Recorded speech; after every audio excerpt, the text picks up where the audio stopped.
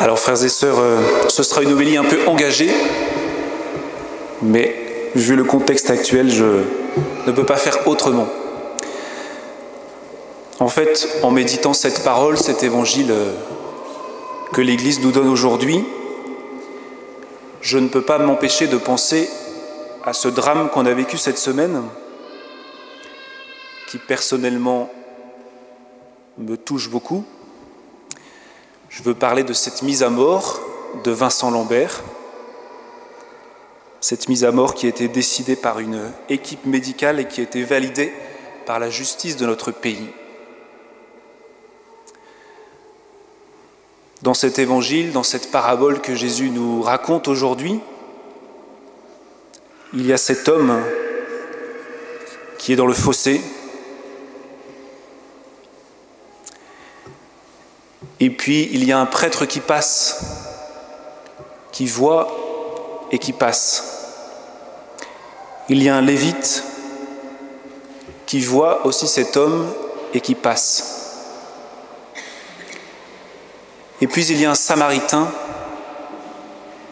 qui voit, dit l'Évangile, et qui est saisi de compassion. Qui est saisi de compassion.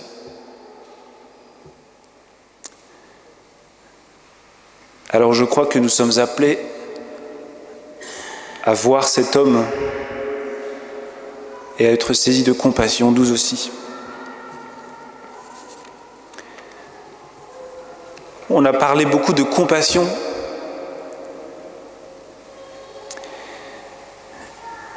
Mais souvent d'une compassion qui conduit à la mort, qui conduit à donner la mort. En fait, cette compassion-là, c'est une compassion pervertie. C'est une compassion diabolique. Par compassion, on ne donne pas la mort. Hitler lui-même, dans son programme, a voulu supprimer toutes les personnes handicapées sous le titre de mort miséricordieuse. Il n'y a pas de mort miséricordieuse. La compassion donne la vie. La compassion conduit à prendre soin de la personne.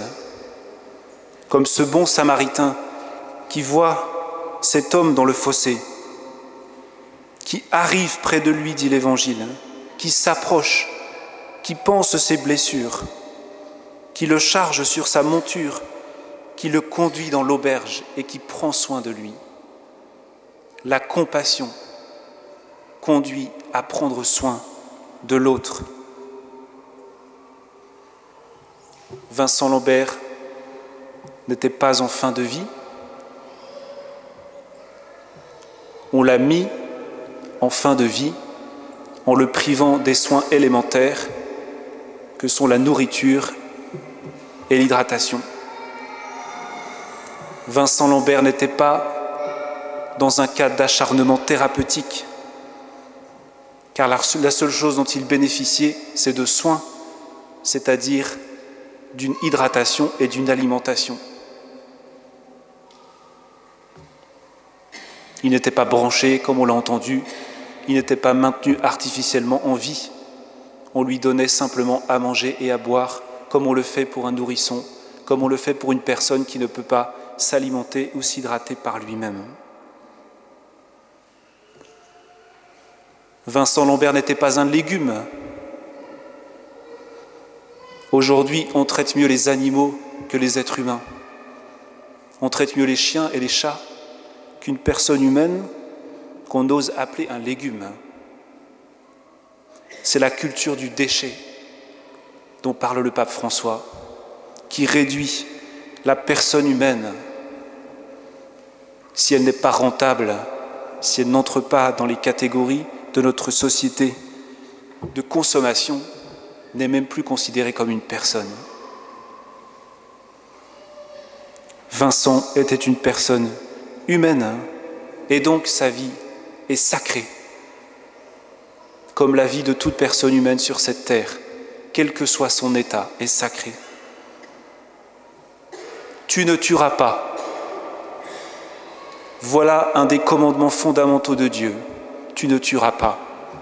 Et dans la première lecture, Dieu nous rappelle par la voix de Moïse, écoute la voix du Seigneur ton Dieu en observant ses commandements et ses décrets inscrits dans ce livre de la loi et reviens au Seigneur ton Dieu de tout ton cœur et de toute ton âme. Frères et sœurs, nous ne devons pas être dupes. Évidemment, cette histoire, ce cas terrible, est totalement instrumentalisé depuis le début. On a instrumentalisé le déchirement de cette famille pour promouvoir l'euthanasie. Et il n'y a qu'à regarder toutes les réactions dans les médias depuis la mort de Vincent Lambert pour voir que derrière ce qu'il s'est passé, il y a cela, cette volonté de promouvoir l'euthanasie. Je cite simplement la réaction d'une loge maçonnique.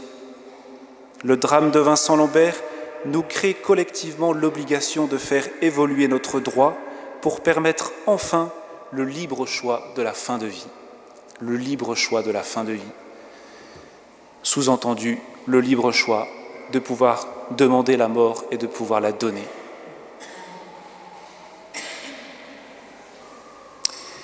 Et c'est soi-disant de la compassion. Ce n'est pas de la compassion.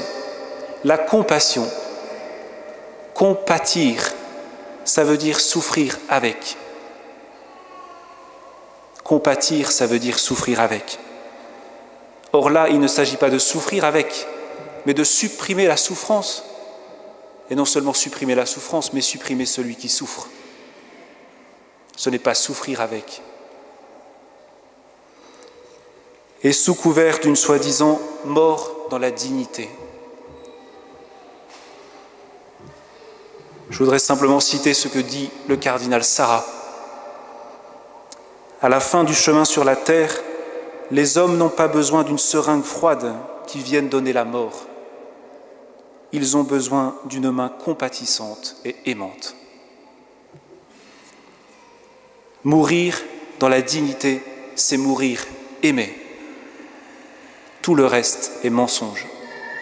Mourir dans la dignité, c'est mourir aimé. Vous voyez, frères et sœurs, ce qui fait que la vie est digne d'être vécue, c'est l'amour qui l'entoure. Le bonheur de l'homme, ce n'est pas l'absence de souffrance. Ça, c'est le bien-être, l'absence de souffrance. Mais dans toute vie humaine, il y a de la souffrance. Mais le bonheur de l'homme réside dans le fait d'aimer et d'être aimé. Avant d'entrer au séminaire, j'ai passé 2 ans dans une communauté de l'Arche de Jean Vanier. J'ai vécu 2 ans avec des personnes handicapées mentales, parfois lourdement handicapées. Eh bien, je peux attester que ce qui fait la dignité d'une personne, c'est sa capacité d'aimer et d'être aimé. Et que toute personne est capable de cela, quel que soit son état, quelle que soit sa différence. Le bon Samaritain a la vraie compassion pour cet homme, il prend soin de lui. Aimer, c'est prendre soin. Compatir, c'est prendre soin. Alors il y a cette question du Lévite à Jésus. De qui devons-nous nous faire le prochain ?